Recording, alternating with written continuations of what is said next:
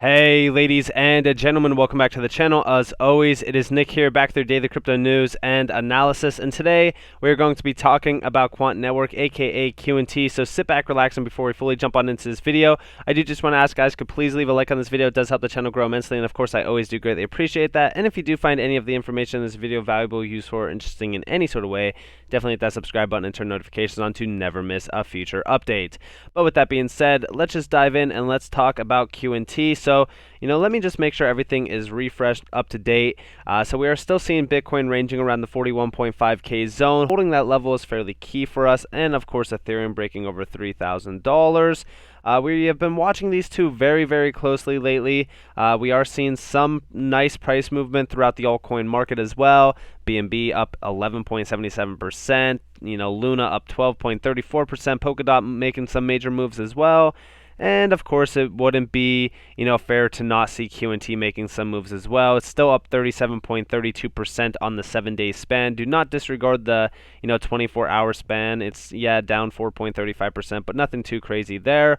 Levels still key and crucial from my video earlier today. We will reiterate those levels real quick.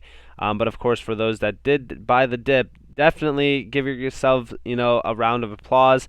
In terms of the holders tab, don't know if it updated just yet, might not have. So actually it did. We are up still a little bit by over like 100 overall holders.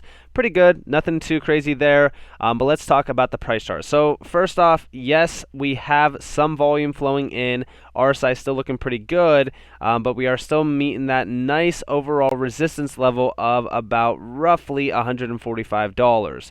Until that is broken and held above, we are not going to see any clear-cut and dry PA. That is fairly bullish for us. Of course, we want to regrasp this level so that we could be in that demand channel going back to August before essentially breaking above. I believe that this is the 618, and then of course the next major target is the 382. Hence why these major candles get thrown in here to really regrasp those levels, which is essentially what we could expect to happen once we do get back up into this nice channel of like almost $200. So I am watching QNT closely, watching the Bitcoin pair closely still. Remember, $145 is the key here. In terms of the sats level, we're pretty much awaiting the 3,700 sat level to be reclaimed. You guys could see the resistance here at about 3983. Around this point is where I'm really kind of watching, specifically around like 3,600 to about 3,900. That's pretty much the key points to watch for on the Bitcoin price chart. But with all of that in mind, let's kind of move on. Let's talk about some other exciting things because I'm not too specific on TA. I have those numbers that I'm waiting for closely. Also, even with Bitcoin, I could pretty much show you guys that real quick as well before we do fully move on. Again, major level is 44K. Resistance is key there, especially going back to January 12th and 13th.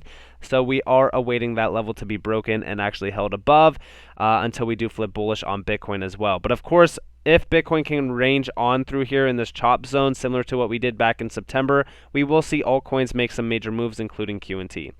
Also, we do see here directly from the Hyperledger website.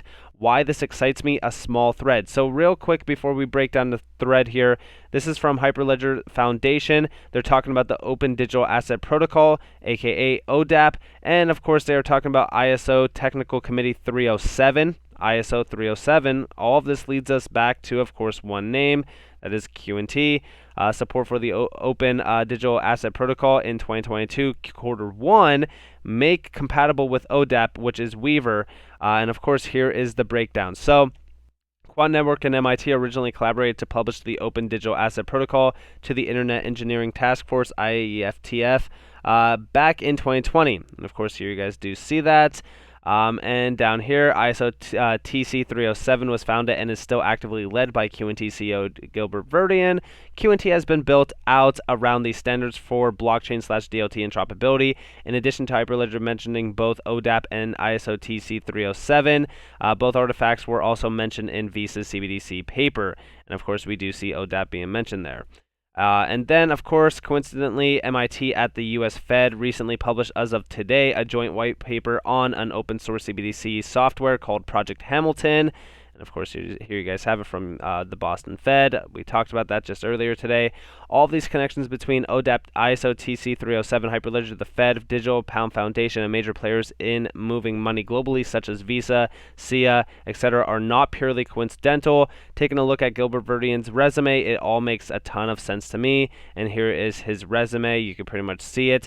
We're talking about the European Commission, ISO, BSI Group, Federal Reserve System, Bank of England, VocaLink, which is of course a Mastercard company, Department of Finance for, of course, this is for services and information and e-health at the NSW Ambulance, PricewaterhouseCoopers. I mean, look at this resume. I mean, it's an incredible resume. And of course, figured I'd close out this thread with some alpha from Dr. Puppers. Vitalik Buterin recently had a thought-provoking take regarding if the future of crypto will be multi-chain versus cross-chain. He points out a major problem with current cross-chain bridges. QNT, ODAP, and Overledger fix this, and of course this is talking about that major hack that just recently happened. Yes, cross-chain bridges are a problem. That is why we do believe that QNT is really kind of solving these major problems as well. I'm very excited for the future for Quant. As you guys know, it's a direct connection to major players out there, and there's so much more to talk about. We do see, imagine 50,000, 100,000, 250,000 holders. You are so early. And that is exactly why I keep showing you guys this holders tab every single day. We are going to see this continuing to rise. Here you guys have it on the 3-month span. You can pretty much see it rising every single day. But the reason why I show you guys this is because we're at like 42,000, almost like 43,000. Look at Bitcoin's holders tab. Okay, and now remember, we have 33% less supply. Here you guys have the total addresses, 40.6 million. Okay, that's exactly why when we're talking about this tweet, it's fairly crucial to analyze this, because Bitcoin itself is continuing to rise in holders day by day as well. But guess what? The supply is so limited for these assets, specifically even Bitcoin. But guess what? If you are saying that Bitcoin supply is limited, you have to regard the idea that QNT's supply is 33% less limit or more limited, than Bitcoin, which means there's less supply, more demand, and I do believe that this is going to be crucial, especially as we do march forward on in terms of QNT in the demand area. And also, if you guys missed it, with Overledger 2.1.7, you could easily create QRC20 smart contracts for payments using tokenized money within our API. No special programming languages are needed. Check this out. This is very interesting. So Quant Overledger is the world's leader, and of course we already know that. This is all talking about tokenized money. Overledger natively supports 12 programming languages so that no additional programming or blockchain language is required. Furthermore, QRC20 smart contracts can be deployed straight to the Ethereum Ropsten testnet directly by the UI. And of course, here are some very incredible things that are going to be happening here. So create a QRC20 smart contract, which again, this is really incredible for the use of course, make a credit transfer to initiate a QRC20 token payment, initiate a debit transfer, pre-approve a debit transfer. All of this supports payments. This is all supporting tokenized money, really kind of allowing customers to, of course, create smart contracts. This is huge from the overall idea of demand, as well as for customer demand from QNT's side. I think that this is incredible, and this is all talking more so about developers utilizing this and really kind of paying over, of course, Overledger. Overledger is the main pinpoint here, as well as QNT. This is why this is so huge. This is why we have been talking about this forever now, because development is continuing to ramp up day by day by day on Quant. And of course, we do see our QNT powering the digital pound, euro, and dollar MIT. Of course, when we're talking about this, it's not just QNT by themselves. We do look at Ripple and XRP. If you guys are not holding XRP while holding QNT, I do not know what you are thinking, because these two are like peanut butter and jelly. You cannot get one without the other. I mean, it's a perfect match. It's a combination set for disruption, especially on a global scale. And of course, we already know that the Digital Pound Foundation is utilizing Quant as well as Ripple, and we do see CBDCs are a global phenomenon.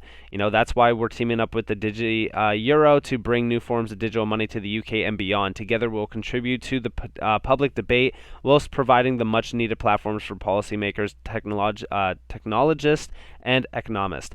I want you to all understand that this is all connected. every single thing that is happening within the scene is directly connected to one major player as well. And a lot of the major players, I should say, actually have their hand in the pot, aka Ripple, QNT. This is why I make sure that you all understand how rare it is to find something like this before it is massively exploding in price. Okay, because still currently, and we could actually go check this out from QNT standpoint. So 1 second.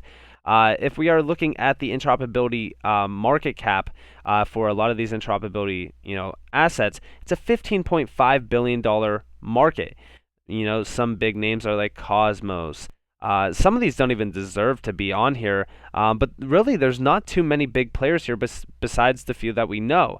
Of course, there's a few like Icon and stuff that I've heard of, but for the most part, we are still very early. The funny thing is about Cosmos.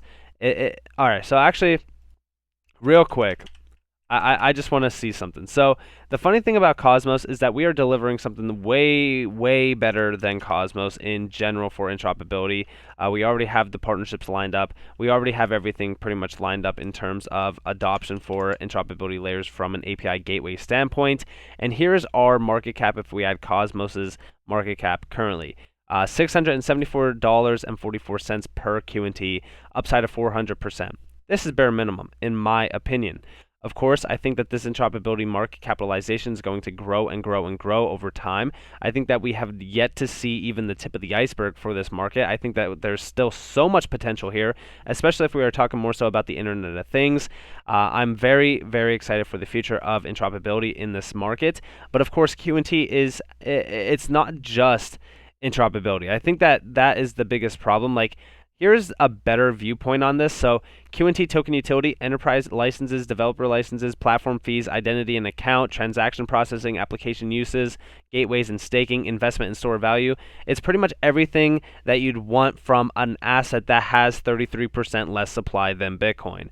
And it's not the idea that I'm focused on QNT, and I don't think that the major QNT buy opportunity is just because of the supply and demand. No, it's because of what Quant is doing by themselves. Understand the direct connections that it has to these major players in the space, specifically Visa, Mastercard, Hyperledger, etc. It is absolutely massive, to say the least, on how big QNT is going to be. And if you don't believe me, all you have to do is research one individual, and that is, of course, Gilbert Verdian. Everybody in this market, everybody that is around this market are continuing to spew FUD on, yeah, QNT doesn't do anything for the network. That's the big problem, right? You got to do your research. You got to understand what it is being utilized for and how much, when we're talking about how much QNT is going to be held by the main players that are on the Overledger network, that's something to really kind of grasp, because that's going to be a large percentage of the supply gone directly right there. So with all of that in mind, I hope that you guys enjoyed this video. If you guys did, definitely leave a like, subscribe to notifications on if you guys want more free content. You guys are more than welcome to follow me on Twitter and join the free Discord down in the description below. As always, I hope that you all have a beautiful day or a beautiful night wherever you guys are. And this has been Nick. Peace out, guys.